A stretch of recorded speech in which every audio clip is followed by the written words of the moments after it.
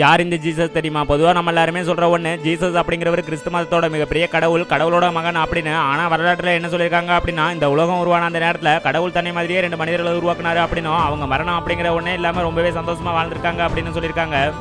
அதுக்கு முன்னாடி யாருக்கெல்லாம் கடவுள் நம்பிக்கை இருக்கோ அவங்க எல்லாரும் லைக் பண்ணுங்க. அதோட ஜீசஸ் திரும்பவும் மனிதனா பிறந்தா எப்படி இருக்கும் அப்படிங்கிறத கமெண்ட்ல சொல்லுங்க.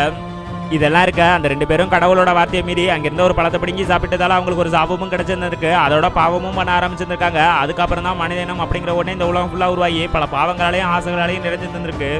அப்பதான் கடவுள் இயேசு அப்படிங்கிற ஒரு மனித குழந்தைய அவதாரம் எடுத்து மக்களோட பாவங்களை தன்னோட பாவமா ஏத்துக்கிட்டு பாவ மன்னிப்பும் கொடுத்துருக்காரு. உடனே அப்ப இருந்த ஒரு அரசர், நீ சொல்றதெல்லாம் போய் அப்படின்னு சொல்லி அவர் சிலுவையில அரைஞ்சு கஷ்டப்பட்டு இருந்திருக்காங்க.